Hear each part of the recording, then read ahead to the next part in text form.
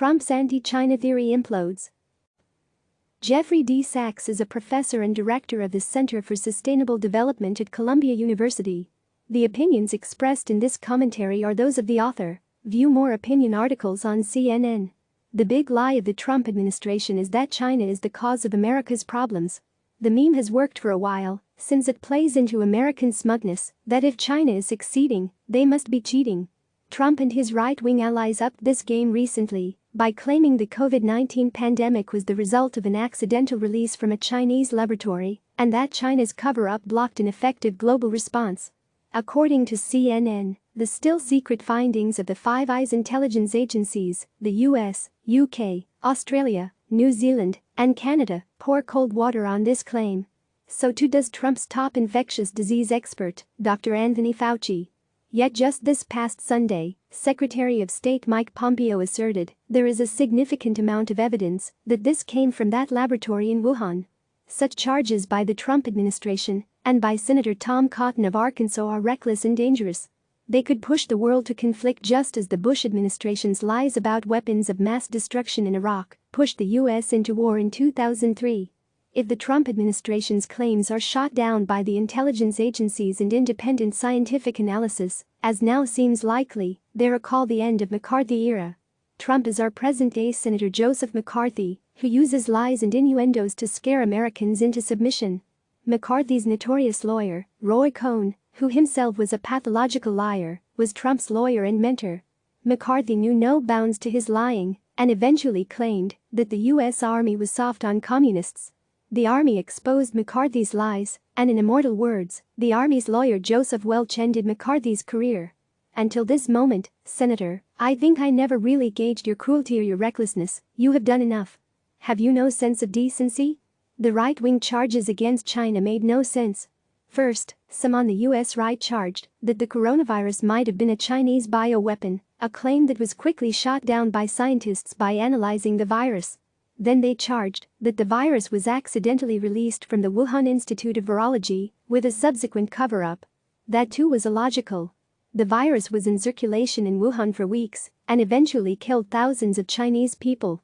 In the confusion of the time, Wuhan authorities organized a major New Year's event on January 18 that spread the virus. Why would the Chinese authorities have done that if they knew and were covering up a laboratory release from several weeks earlier? The actual answer is almost surely that they were still in the fog of war against the new virus. In fact, neither the biology nor chronology support the laboratory release story. Biologists note that the Wuhan lab did not even have the COVID-19 virus under study. The virus is of a kind that originates in bats, but COVID-19 may have had an intermediate mammal host, perhaps one that was traded in the Wuhan live animal market implicated in a majority of the cases with onset before January 1, 2020. The Wuhan market was shut down on January 1 after the initial outbreak. Perhaps we will learn that the earliest human cases were not even in Wuhan at all and were brought to the Wuhan market by an infected individual traveling from Western China. Aside from the claim of a laboratory release, the administration and the right-wing media also charged that China covered up the outbreak more generally for weeks. Yet consider the record. The doctors in Wuhan first noted unusual cases of viral pneumonia in mid-December. Wuhan health officials notified the World Health Organization office in China on December 31. The China Health Agency called the US CDC on January 3.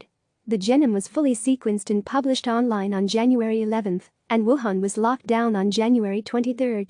Given the inevitable early confusion about a new disease that had never before been seen, that is a rapid timeline.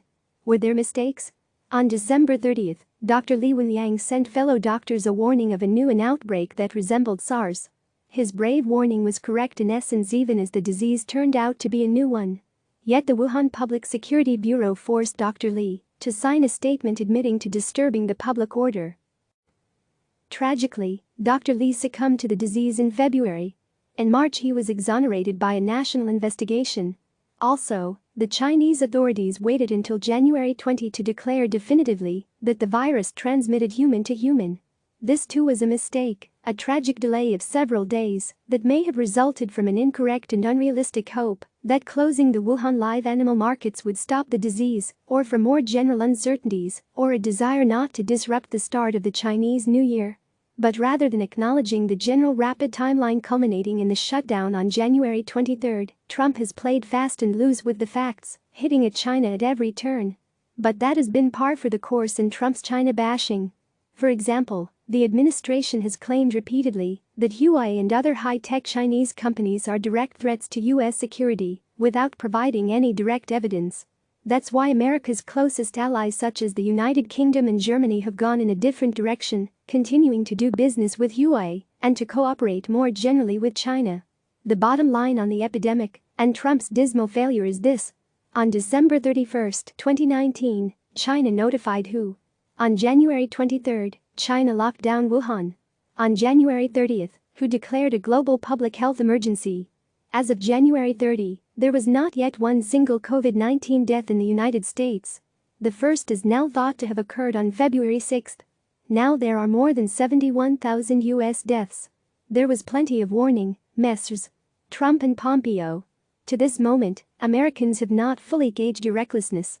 You have done enough. Have you no shame? Click subscribe to receive the latest news.